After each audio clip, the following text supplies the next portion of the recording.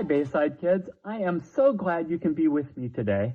My name is Ole Olson, and today I am going to tell you a Bible story found in the first book of the Bible, the book of Genesis.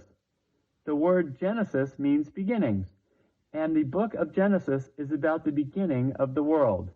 Today, we are going to talk about the very first people on earth. God wanted to make people to be his friends. But first, God had to make a place for his friends to live. So he did. The very first sentence in the Bible tells us that God made everything we see. It says, "In the beginning, God created the heavens and the earth." And in 6 days, God created a beautiful world.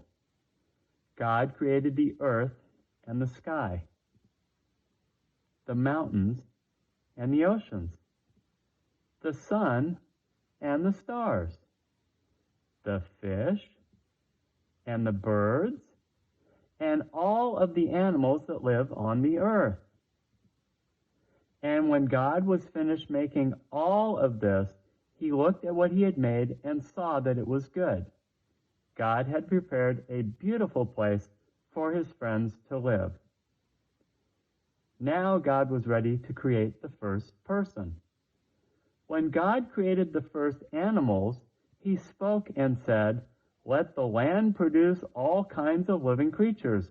Let there be livestock and creatures that move along the ground and wild animals. Let there be all kinds of them." And that's exactly what happened.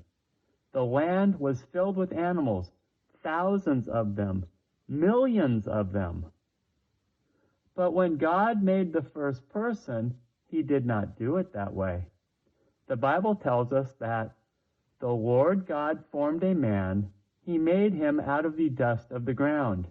He breathed the breath of life into him, and the man became a living person. His name was Adam.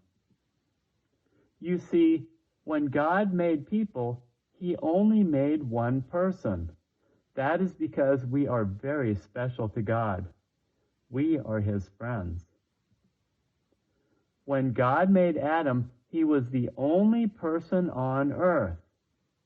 Of course, he was not lonely because God was with him and talked to him just like I am talking to you. But God knew that Adam needed a friend too. So God brought to Adam all of the animals that God had made. Adam looked at each animal and gave it a name. Can you imagine that? Adam had to name all of the animals, from the monkeys to the gorillas, from the antelope to the zebras. That's a lot of names. But Adam met and named all the animals that God brought to him, but none of them made a good friend for Adam.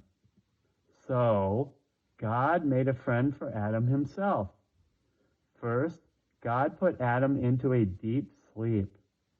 Then God took a rib from Adam's side and made it into a friend for Adam. When Adam woke up, he was very happy and thankful that God had made a friend for him. Adam named his new friend Eve. God made a special garden for Adam and Eve. It was called the Garden of Eden. Adam and Eve lived in the garden and were very happy. In the garden, Adam and Eve had everything they needed. And each day, God visited Adam and Eve in the garden and walked and talked with them. We don't know how long Adam and Eve lived in the Garden of Eden. I hope it was a long time. What we do know is that one day something bad happened and they had to leave. That is the story you will hear next week.